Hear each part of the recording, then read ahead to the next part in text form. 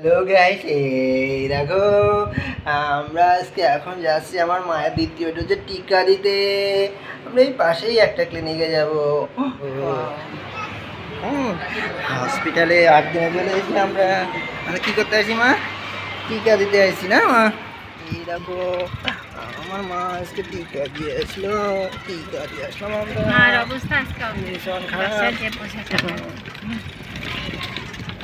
টিকা টিকা দিয়ে আসলাম মা। ঘুমাইছে গেছে আমার, এখন ঘুমায় গেছে। আমাদের ছিল দ্বিতীয় ডোজের টিকার দিন। আমরা টিকা দিয়ে আসলাম।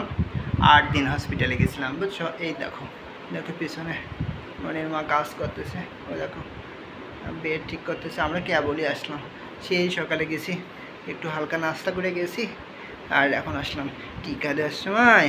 আমার মা না অনেক কান্নাকাটি করেছে। আজকে কী কী দিছে? 2 পায়ে 2টা দিছে আর একটা মুখে খাওয়া দিছে, তাই না? আবার আগামী মাসে 1 মাস পরে আগস্টের 26 তারিখে আবার। কিন্তু একটা কাজ করেছে ওরা। কী কাজ বলো? তোমার মায়ের নামের বানানটা ভুল করে দিছে। এটা আর বলতেছে সংশোধনী হবে না, বলতেছে আমরা সংশোধন করতে পারবো না, আপডেট করতে পারবো না, আপনারা বাইরে যোগাযোগ করেন। তাহলে তোরা পারবি না, তাহলে যে কাজ পারিস না সে কাজ করিস কেন, তাই না মা? হ্যাঁ, আমাদের টিকাটা ভালোভাবে শেষ হয়েছে। আসার সময় আমরা একটা মনের জন্য প্যারাসিটামল সিরাপ নিয়ে আসছি। জ্বর এসে যাবে না মনের, তাই না মা? সমস্যা নাই, আর ওষুধ নিয়ে আসছি তো খেয়ে নিব না, তাই না মা? কষ্ট হয়ে গেছে আজকে। অবশ্য মা যাওয়ার সময় অনেক কিছু দেখেছে। আগের দিন যখন গেছি একটুও তাকায় দেখে নাই। বাসা থেকে বের করছি, ঘুমাইছে।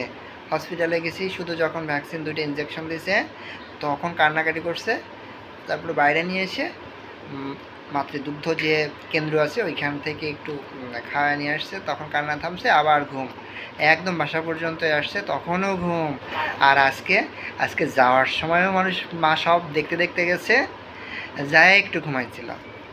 তারপর আবার আসছি, পুরো রিক্সাতে আমরা আসছি তো, রিক্সার চারিদিকে গাড়ি টাড়ি যা আছে সব দেখতে দেখতে আসছে। আবার এই যে এখন টিকা দিয়ে আসার পরে অবস্থাটা দেখছো? মনে হচ্ছে ওর টিকা দিছে? মনে হচ্ছে যে না যে ওর টিকা দিছে। অবশ্যই একটু পরে বুঝতে পারবে, একটু পরে দেখা যাবে যে খুব দুর্বল লাগতেছে, টায়ার্ড লাগতেছে, তারপর প্যারাসিটামল ওষুধ খাওয়া যাবে। এখন আমরা ড্রেস চেঞ্জ করবো, ঠিক আছে? Tata, bye bye.